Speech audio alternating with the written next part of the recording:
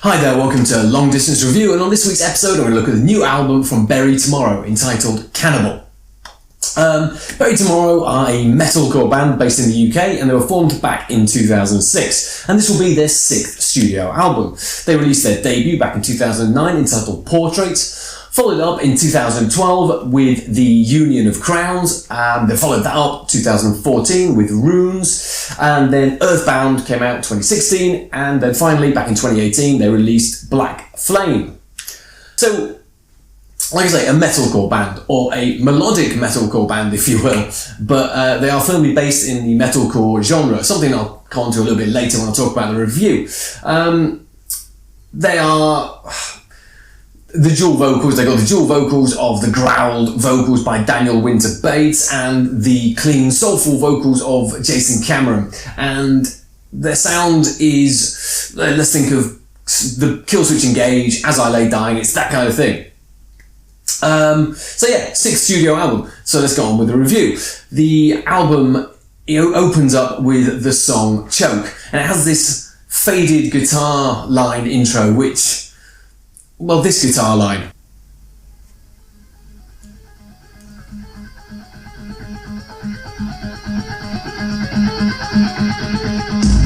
Alexa, stop. Yeah, that faded guitar sort of intro into the song. Very reminiscent of another song I know. Play the song Hollow by Heart of a Coward. Hollow by Heart of a Coward on Amazon Music.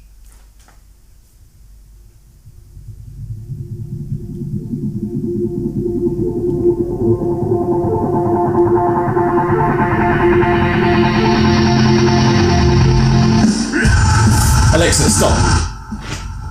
Yeah, so my point being, it's not like I'm trying to say they copied that song, is that what they're doing there is nothing new. Opening song on an album with this faded guitar line intro from a metalcore band isn't anything that I haven't heard before. And as soon as I heard it, I was like, oh yeah, they're doing that thing that's been done before. And in fact, Heart of a Coward Hollow is a better song. Choke isn't a bad song. Choke's a really good song, actually. It's a very, it's everything a metalcore song should be. It's groovy, it's catchy, it's hooky, has a big chorus, and is ready for the live stage. It's perfectly good as a metalcore song.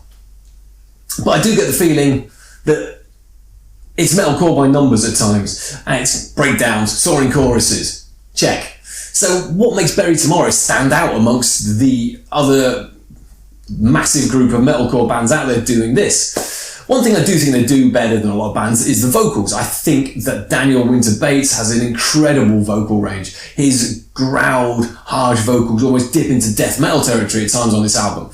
And I think Jason Cameron's got a very soulful, clean vocal, which I think is the sort of selling point of the band. But they use that a lot, let's say. And after you get through the opening track of Choke, the title track Cannibal, and the single The Grey, you do start wondering if there's anything else on here. It's nothing bad on here. It's not bad. Those aren't bad songs. It's just, they actually are highly enjoyable songs, really. I'm not trying to sort of say they're rubbish, because they are not. But you just start wondering, is there anything else on here? You got technical guitar line, growled verse, clean chorus, breakdown, end, next song. And it just does start feeling like that after a while. Nothing wrong. Is there anything else, though? And I think the formula can become tiring. A whole album of metalcore by numbers songs can be a slog, and I think the band do occasionally sound like they're on cruise control on here. They're always searching for that hook or that melody to hang their hat on. They are striving to find their My Last Serenade moment on here. And I think that it can become formulaic. And it can become tiring. It can become, oh, here's another metalcore song. And it's not really till I got to the song The Agonist, which is the 6th track on here, where I actually thought that it made me sit up and go, they're flexing their muscles a little bit on this track.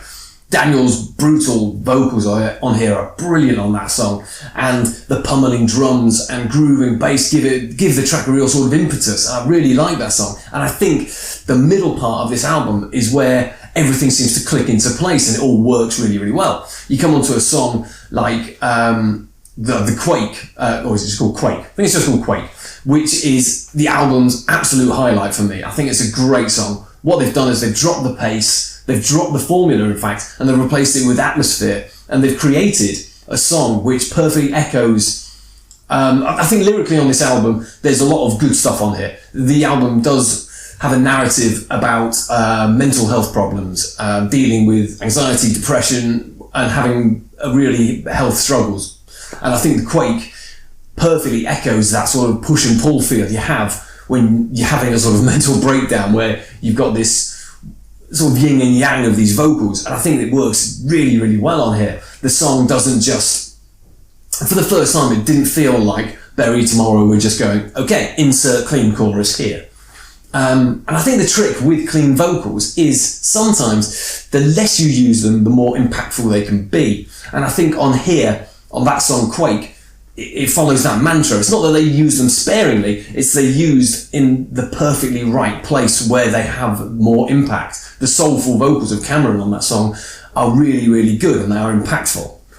They follow that song up with a really good song as well, a real pacey number called Gods and Machines, which works well and has some wonderful intricate guitar lines through it, which I really enjoy. And it has this sludgy breakdown, which I love. Who doesn't love a breakdown at the end of the day? And that's followed up by a song called Voice and Truth, which is another really good song. It's a circle pit ready song, let's say, and it does a really good job of shifting the tempo between the chorus and vocal and verse to really good effect. The final couple of tracks actually drop off a little bit, and I feel they become a bit more formulaic again. And that's my overall problem with the album. It all just sounds so familiar. It all just sounds like it's been done a dozen times by a dozen other bands. But Bury Tomorrow do it better than the majority of other bands, and that is the positive on here. But I still feel like they are needing to find that one album that is head and shoulders above the competition. It's not that it's bad, it is all good, it's all enjoyable, melodic metalcore. And if you're a fan of that, if you're a fan of this band, if you're a fan of metalcore, you will lap this album up. But I think, much like their peers from before, bands like Parkway Drive and Architects, who have stepped out of that metalcore genre, whether you like what they do now or not, they have bravely expanded their sound into other territories. What Bury Tomorrow do is they seem intent on sitting firmly within their comfort zone. And it's a comfort zone they are very, very good at. But I feel like by 6 albums deep, they need to be stepping out of that and expanding their sound and doing something else that will make me sit up and go, wow, this is incredible. This is by no means a bad album. It's a highly enjoyable album, and I'm sure I will go back to it. Certainly a few songs I will go back to.